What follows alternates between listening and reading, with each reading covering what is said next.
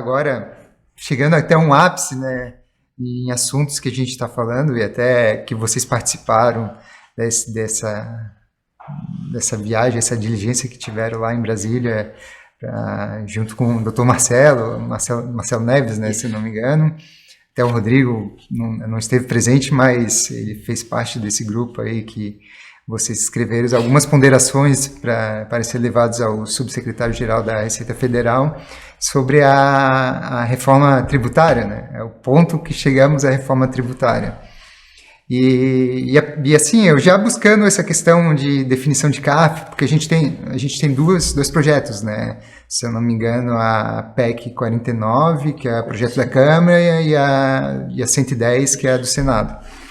E um concentra tudo o IBS, todos os impostos, e aí vai tudo concentrado num único só. E o outro tem dois critérios, né? Um é o federal e o outro é o estadual e o municipal juntos. Tá? E aí entra aquela questão. Tá, e eu vou concentrar todas... Ainda mais, acho que se eu não me engano, Bruce, tu está no Tribunal Administrativo aqui do município. Tá? Então, olha só, essa questão é interessante. E eu comecei a olhar realmente a dificuldade, né? Beleza, eu estou concentrando toda a parte de imposto no IBS e chegando um pouco assim uma lógica do simples que existe, né? Nós temos um ente arrecadador, mas a competência de fiscalizar também é do município e do estado. Só que quem é que vai julgar os casos municipais e estaduais? Entendeu? Porque, a princípio, o CARF ele é direcionado aos quesitos federais. E aí vem aquela questão, o que vai se fazer? Vai fazer um mix de profissionais de cada um? Vai deixar de existir os tribunais administrativos? Acho que é um ponto que eu não vi na solução de vocês, mas eu estou acrescentando. Tá? Acho que vale um ponto de a gente entrar nessa discussão, que é um assunto bacana, porque é onde a gente... não só vai ter a dificuldade nas transições, que eu vi os pontos que vocês colocaram, a questão de transição, principalmente no princípio da não cumulatividade, mas, e beleza, e todos esses requisitos que vão ter conflitos, não tem como não ter conflitos, vão ter conflitos. Como é que acha que vai ser esse impacto da estrutura? O que a estrutura vai impactar? Qual é o sentimento de vocês para isso? Posso até... Eu preferia que o Henrique começasse tecendo algumas coisas, porque provavelmente eu vou levar isso para um outro canto que eu acho que para mim é mais relevante. Então, vamos começar de dentro para fora. Aí eu acho que, como o meu já está ali nas margens, na superfície, eu prefiro que você... Não, beleza. Vai lá, manda um abraço. Assim, eu vou longe. Não, o que me parece, assim, o Tribunal Administrativo, como você bem disse, né, você... pegar todo esse contencioso que ainda não está encerrado em todos os municípios, em todos os estados, e jogar tudo isso no CARF, não faria sentido, inviável. Né? Não é a especialidade do órgão, em termos e números, inclusive, isso já talvez fosse quase impossível, talvez travasse o funcionamento do órgão. Então, numa situação como essa, é provável que se fosse necessário manter os tribunais estaduais e municipais, nem que seja só para esgotar o acervo, né? Agora, é interessante porque em 2016, quando o deputado Rauli havia no primeiro momento transmitido as primeiras linhas da reforma tributária, as primeiras visões, na época uma das primeiras ideias era extinguir os tribunais administrativos, né? Porque, inclusive, depois com a situação da Operação Zelotes, enfim, passou a se ter uma visão de que o tribunal administrativo seria desnecessário, seria uma maneira, existiria apenas para atrasar a cobrança, a arrecadação, né? E sendo que, na verdade, a gente tem diversos países no mundo que não tem conflito tributário judicializado, eles têm apenas tribunal administrativo, né, que é o sentido inverso, quer dizer, no Brasil em 2016 se falava em acabar com os tribunais administrativos, enquanto outros países focam apenas no tribunal administrativo. Por quê? Justamente porque a gente precisa de um julgador especializado, a matéria tributária ela é muito específica, precisa entender de negócio, precisa entender de contabilidade, precisa entender de direito tributário, e com esse acervo que nós temos hoje no CARF, tem pesquisas que mostram que você ainda levaria décadas para conseguir julgar tudo que está pendente hoje, se não houvesse nenhuma iniciativa de inteligência artificial, de automação para facilitar esse processo.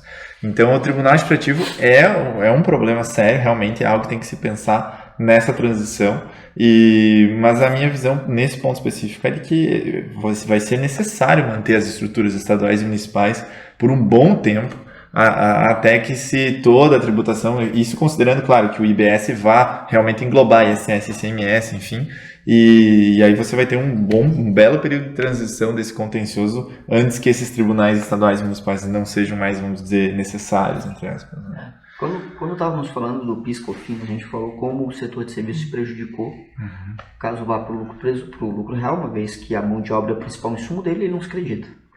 E como isso sempre foi uma disputa, né, entre a indústria e os serviços querendo trazer outras normas que entendessem a sua situação. Então vamos entender agora uma questão que eu acho central. Os serviços hoje representam 70% do PIB brasileiro. Serviços. A indústria de transformação hoje representa 11% do PIB brasileiro. Os serviços, diferente da indústria, ela atua com uma atividade que é chamada de non-tradables, ou seja, não é sujeito a comércio internacional, então não fica sujeito ao câmbio. Então significa o quê? Que o setor de serviços, se precisar se reerguer, ele não vai ficar submetido, como a indústria fica, a um câmbio que se supervaloriza muitas vezes pela atividade do agronegócio, que é chamada doença holandesa. Então o setor de serviços é um dos principais mecanismos, hoje um dos principais motores que o Brasil tem para se reerguer num recrudescimento econômico rápido, que possa empregar pessoas, que possa gerar renda para o consumo da família, representa mais de 70% do PIB também. Onde é que eu quero chegar aqui? Essa reforma tributária, tanto a 45 quanto a 110, ela vai aumentar, ela vai manter, na verdade, a pressão fiscal sobre o consumo, que hoje toda a pressão fiscal brasileira é 49% em cima do ato de consumir, e diferente de todos os países da OCDE, manter uma baixa tributação sobre renda, lucro e patrimônio. E eu não quero chegar aqui a um conceito de justiça social, metafísico, transcendente, não é isso. A questão que a gente tem que olhar é, do ponto de vista microeconômico, eu entendo. Eu sei que a gente tem que melhorar o ambiente de negócios, eu sei que as horas trabalhadas, né, o custo operacional para pagar tributo, eu conheço os dados do Banco Mundial, eu entendo que hoje a oferta, né, a atividade do agente econômico de ofertar, ela precisa ser simplificada, isso eu entendo. Mas a gente precisa olhar o macroeconômico, antes de olhar o microeconômico. E quem está colocando isso não sou eu. Se você for ver, no mundo inteiro está se falando hoje do quê? Das condições estruturais que geram desigualdade social. Você vai pegar um cara como Armínio Fraga, ex-presidente do Banco Central, em que ele está colocando o dedo na ferida. Olha, a gente precisa começar a falar o quê? Das desigualdades sociais, que são um impeditivo de qualquer chance de mobilidade social, uma vez que a gente tem uma estrutura que concentra riqueza. E num país como o Brasil, que tem uma longa história de ter sempre juros altos, porque a gente combate o nosso juros, que é muito mais afetado por uma depreciação cambial do que uma explosão de demanda, a gente combate isso como? Com juros altos. Juros altos significa o quê? Que muitas vezes a tomada o retorno do título público que as empresas acabam adquirindo é maior do que o retorno pela atividade da economia real, bens e serviços. E o que é o problema hoje no mundo inteiro? O baixo crescimento é falta de demanda. E onde é que eu quero chegar com toda essa volta aqui? Se você continuar hoje com um sistema regressivo como o do brasileiro, que é o que? Tributa mais quem ganha menos e tributa menos quem ganha mais, porque você joga toda a pressão fiscal sobre o consumo. E aí você consegue arrecadar ali a principal receita fiscal e paga os títulos públicos que tem condições de ter excedente para adquiri-los. Ou seja, você está transferindo a riqueza de quem menos ganha para quem tem condições de se valer desse sistema financeiro, rentista, de títulos. Você está criando as condições perfeitas para não ter o quê? Propensão marginal ao consumo, ou seja, você não vai ter demanda para que estimule o comércio a vender, a indústria a produzir, o importador a importar. E o que essa reforma tributária faz? Como ela está, ela continua mantendo, ela simplifica, maravilha, eu sou a favor de simplificar, mas ela continua mantendo a mesma pressão fiscal sobre o ato de consumir. Ela só está simplificando a questão do tempo, a parte burocrática de apuração de impostos. Pelo menos assim, o que eu vi assim, a parte central, o centro central do IBS é isso aí, ele tirar aquelas 1.950 horas que tem, reduzir, porque a gente, o segundo pior colocado que tem no mundo, acho que não me engano, a Bolívia tem 1.000 horas, a gente tem quase o dobro, em questão de apuração. Mas assim, e eu até, assim, olhando assim, um pouco a questão da união, tá? Eu vou colocar um ponto, minha visão, né? Então, assim, tudo é uma estratégia de negócio. Quando o cara quando tem um ministro da Fazenda, na verdade ele está fazendo uma estratégia de negócio. E nós estamos olhando a União perdendo muitas ações de repercussões e que tem um efeito, esse semestre não é só um, mas tem várias coisas que vão impactar a arrecadação da receita, né? E tu tem que ter um contraponto. Aí o contraponto que deveria ser eu onerar o capital que hoje não é onerado, dividendos não pagam imposto, né, é isento, eu estou onerando a parte de serviços. Eu estou fazendo a minha balança nisso aqui, porque eu sei que minha arrecadação, mas eu não posso onerar mais a indústria nem a parte de revenda de produtos, porque isso aqui já está saturado em questão de obrigações fiscais. Mas a parte de serviço está crescendo. E aí ali é o que? Ele tem uns custos que posso dizer menor de estrutura. Serviço é estrutura, querendo perto de uma indústria, é muito menor. Então, eu penso da mesma forma, sabe? Acho que para tu ter esse contraponto, não deveria ser em cima de serviços, que os serviços trazem muitas utilidades para nós e facilitam a nossa vida, e deveria ser em cima do acúmulo de capital. A gente viu eu sempre comento disso, né, mas que quando houveram as ações no STF, o Plano Collor, o Plano Verão, em que houve um prejuízo, né, em termos do fundo do FGTS, o governo imediatamente criou a contribuição dos 10% para demissão sem justa causa, justamente para o objetivo de suprir aquele espaço, né? Então, eu sempre sou um pouco, assim, eu tenho uma certa dificuldade em admitir que o governo vai perder alguma coisa, né? Porque, querendo ou não, eles têm toda a competência tributária, e aí eu estou falando no sentido macro, né? Governo federal, estadual ou municipal. Mas eles têm o exercício da competência, a possibilidade de legislar os argumentos que vendem muito bem, né? Vamos dizer que não pode faltar dinheiro para educação, não pode faltar dinheiro para saúde, não pode faltar dinheiro para segurança. Então, se o empresário vai lá e discute e ganha milhões em uma ação tributária, que ninguém lembra que, na verdade, o empresário só ganhou milhões porque ele pagou milhões errado, porque muitas vezes alguém lá na Comissão de Constituição e Justiça, lá no Senado, lá na Câmara, tinha avisado que a cobrança era inconstitucional, e aí se buscou, a arrecadação vale a pena, poucos contribuintes judicializam ainda, apesar do excesso de processos. Se você olhar o número de empresas que existem no Brasil, são poucas as que judicializam causas, teses tributárias, né? Então, na verdade, o governo cobra errado. Quando o empresário consegue expor o óbvio e recuperar aquilo que ele pagou errado, que ele não recebe dinheiro, ele simplesmente deixa de pagar para o governo, muitas vezes, via compensação tributária, né? Ainda assim, o governo vem com esses argumentos, mas aí normalmente vai pelo sentido de que cria um novo tributo, cria uma nova contribuição, enfim, supra esse buraco. E eu acho que até que dá para tratar uma questão aqui do cálculo político.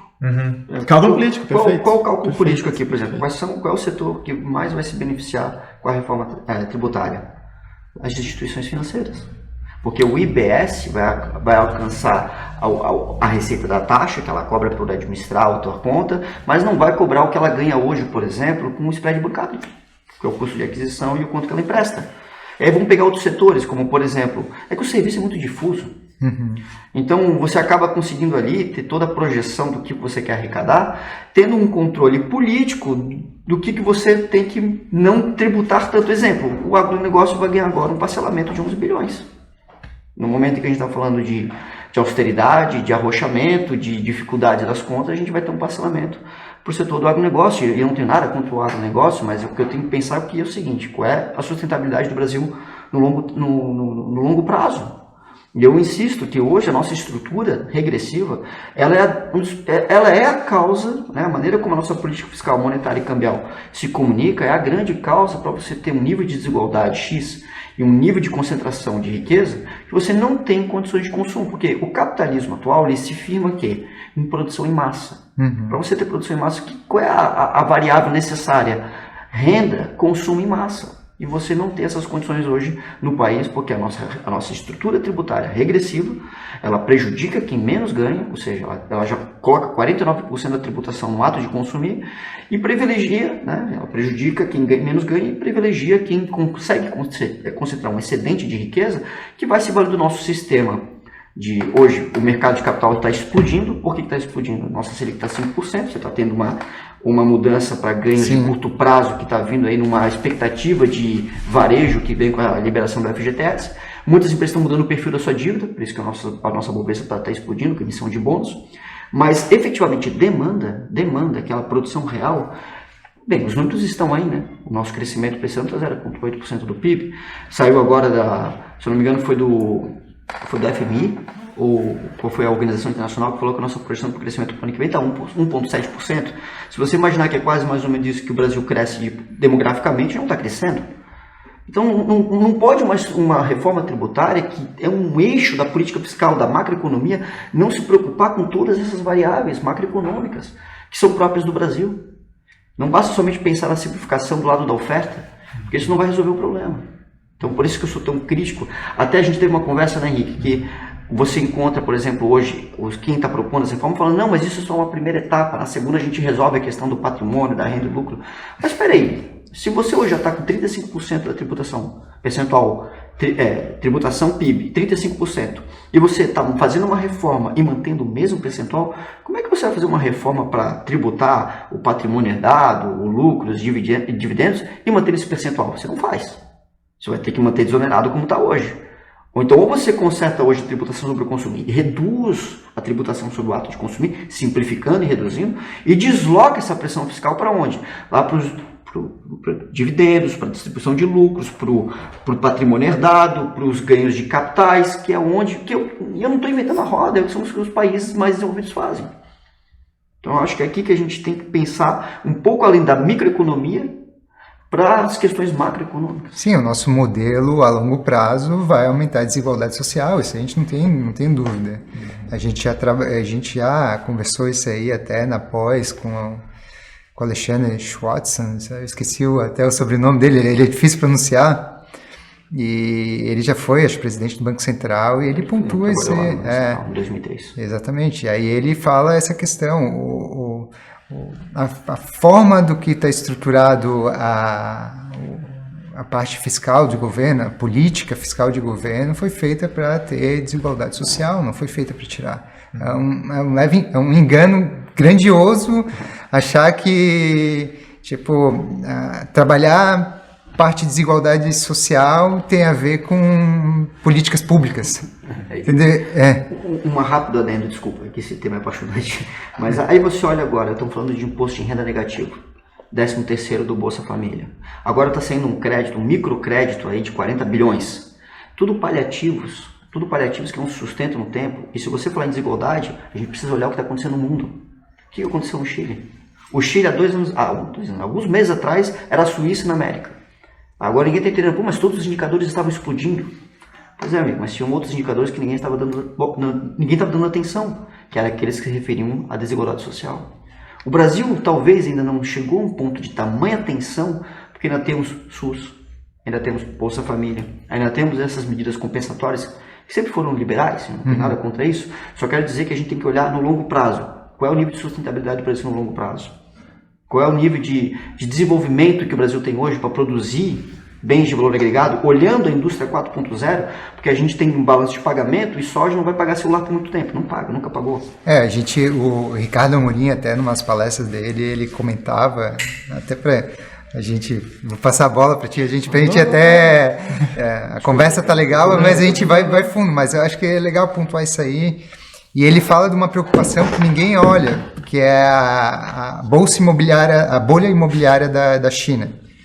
E assim, a percepção dele é que é o seguinte: a China, na parte de financiamento imobiliário, ela capta bonds da Europa. Então tem muito dinheiro na Europa dentro da China para dar subsídio de crédito para fazer compra de imóveis.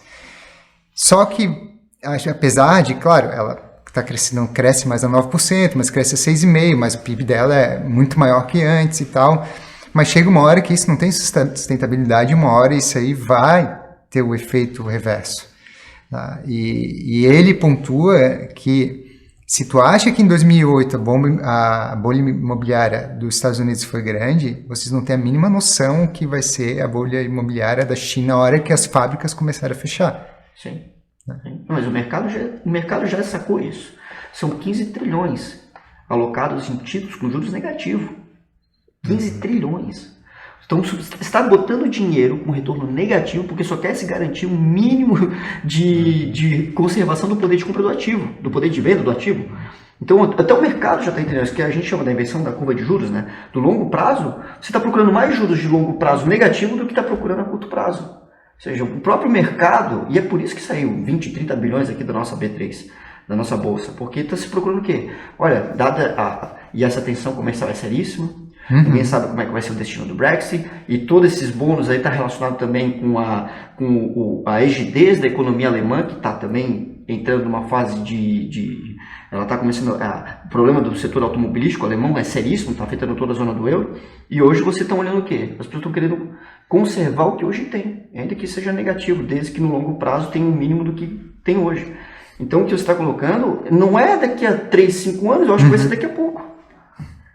E qual é a situação do Brasil diante disso? Acho que a pergunta vai para ti, né? Acho que a pergunta vai para ti. Realmente essa capacidade de análise econômica tem que deixar para o Bruce, porque eu acho que é muito mais a praia dele do que a minha. Um comentário sobre a questão das propostas de reforma tributária, que eu acho que tem a ver também com o que a gente viu nessa viagem, nessa conversa em Brasília, foi porque hoje, pelo menos no momento que a gente está gravando o vídeo, não sei quando esse trecho vai para o ar, mas a gente ainda não tem a proposta oficial do governo, né, do governo federal.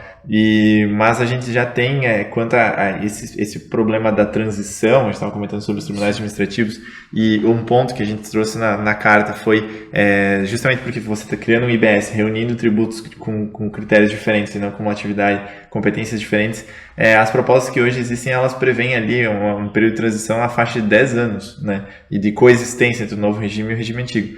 O governo sinalizou, inclusive, nessa viagem, que do que depender deles, eu não sei se isso vai ser efetivado, eles estão buscando fazer uma proposta sem espaço para a transição, mas aonde existiria um gatilho de ajuste, né? E que, em caso, porque o grande problema de você fazer essa mudança tão grande nas materialidades é você mudar o perfil da arrecadação, né, de uma maneira muito brusca. Aliás, reduzir não o perfil da arrecadação, mas a arrecadação em si, né? Então, se você tiver uma oscilação muito grande na arrecadação, até nem a proposta do governo pretende trazer um gatilho automático de majoração ou redução da carga tributária do novo formato, para como se fosse acertar o peso desse novo regime. Até porque se o objetivo era simplificar e tu manter o mesmo sistema por 10 anos e mais um novo sistema. Mais um sistema novo. Não simplifica nada. Você complicou mais ainda por 10 anos. É verdade, é verdade. Que é o que o governo está querendo. Não, vamos tentar uma transição rápida com alguns gatilhos, porque vai mudar todo o perfil do pagamento. Acho que isso é uma informação interessante para título de comentário. O que a gente até um pouco que a gente foi um pouco mais longe, porque se a gente olhar essas questões econômicas, as políticas fiscais, cambiar a balança comercial, entendeu? Todas as 5 tipos de políticas que existem, e assim, o câmbio ele é muito ligado ao mercado interno aqui brasileiro, sabe? A nossa economia é movimentada por muita coisa importada. A gente tem um efeito muito grande a partir do momento que... Eu te entendo exatamente isso. Se der uma bolha lá fora, a gente... sei lá, vai usar, quem sabe, as reservas para tentar se segurar, que tem pelo menos uma garantia, mas já estão sendo consumidos. Mas se a bolha for muito grande, não adianta. E aí imagina, tu vai, é quase assim, nossos vizinhos argentinos. Eu acho que foi um aumento de 0,25 nos títulos públicos americanos. Como eles não tinham as reservas que nós temos, a fuga de dólar para lá foi o que arrebentou a balança de pagamento argentino. Hoje você, quando o Macri entrou no governo, você tinha 9 pesos $1, você tem 60 pesos $1. Eu acho que, em razão uma coisa que o Bruce comentou antes, que eu acho interessante, a mudança da forma de financiamento das empresas em cada cenário, né? E aí, até o próprio financiamento corporativo, digamos assim, né? Eu dei aula de estratégia de financiamento corporativo e você sempre fala de capital próprio, capital terceiro, mas aí vem aquilo que a gente estava comentando antes, sobre, por exemplo, e aí é onde as coisas se misturam, né? Porque direito tributário, no final, a prestação pecuniária, e então eu vou utilizar um critério específico de insumo, vou adotar um critério para a maior parte dos meus custos como essenciais ou relevantes, ciente do risco, né? Ciente da possibilidade da autuação, mas o empresário que for hoje no Brasil, com o sistema confuso que com esse problema que a reforma tributária tenta, de alguma maneira, pelo menos na parte de simplificação, atacar. Da maneira como o sistema está construído, é engraçado, porque eu posso me financiar com dinheiro público, entre aspas, sem empréstimo de BNDES, sem nada. Por quê? Eu não uso capital próprio nem capital terceiro. Eu faço uma estratégia de financiamento corporativo, com uma gestão tributária, em que eu posso adotar um risco mais agressivo nesse sentido. E aí, se eu como administrador da empresa, como empresário, digamos que eu já considere que eu vou perder esse valor, né, que eu vou ter que devolver esse dinheiro em algum momento, mas eu preciso me capitalizar agora para crescer por uma situação estratégica. Minha empresa precisa crescer porque o setor, esse é o momento, eu preciso investir, não tenho mais como buscar capital terceiro, está muito caro. Então, o que eu faço? Eu adoto um critério mais amplo de essencialidade e relevância, por exemplo, no meu insumo, ou me acredito de convenção coletiva de trabalho, ou me acredito de mão de obra direta como um todo, ou qualquer coisa nesse sentido. Gera um benefício imediato na arrecadação da apuração da competência. Se eu quiser, eu levanto os últimos 5 anos por esse novo critério de revisando toda a tributação, corrijo obrigações acessórias, faço compensações tributárias e fico normalmente pelo menos uns 3 a 4 anos usufruindo desse benefício antes de receber a primeira intimação da Receita Federal para esclarecer o que eu fiz. Digamos que eu demore 4 anos para que essa compensação seja analisada. No momento que eu receber, digamos que eu já receba automaticamente uma notificação fiscal, que eu já tenho que começar o contencioso. Normalmente não é assim, mas vamos dizer que seja assim. O tempo médio, por estatística, de trâmite de um processo administrativo no Brasil federal é de 8 anos, até o final de todas as instâncias. E judicial, matéria tributária, também 8 anos. Então, você tem pelo menos 16 anos de litígio, somados aos 4 anos que demorou para a minha compensação ser autuada, eu tenho 20 anos para administrar, para gerenciar esse passivo. Nesse meio termo, isso, digamos que ele venha acrescido de uma multa por lançamento de ofício, 75%, quer dizer, o fisco não entendeu que eu realizei nenhuma fraude, nada do gênero. Então, pego a multa de 75%, aplico o Selic, que no caso vai representar a correção monetária e juros, né, pela natureza dúplice, e vou corrigindo esse valor por 10 anos, 12 anos. Lá pelo 15º ano desse contencioso, eu já me capitalizei por 15 anos, né? Chega um momento em que eu percebo, olha, realmente a minha defesa não vai dar certo, eu vou ter que quitar isso de alguma forma. Surge um refis, via de regra, a gente tem mais ou menos no Brasil hoje, via de regra, refis quase a cada ano, né? E o que é curioso, às vezes, é que esse refis, muitas vezes ele prevê um desconto nos juros. Os juros é uma multa.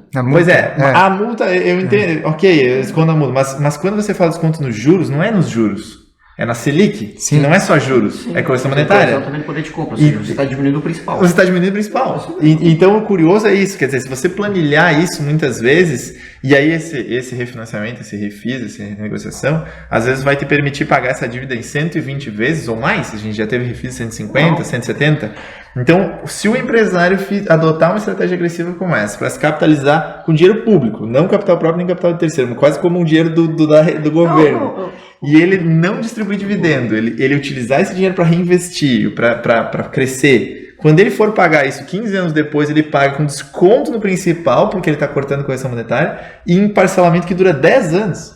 Mas o sistema, da maneira como está no Brasil hoje, ele permite manobras muito agressivas e que, bem planilhadas, podem até fazer sentido, desde que você não entre na sonegação, desde que você não entre na fraude.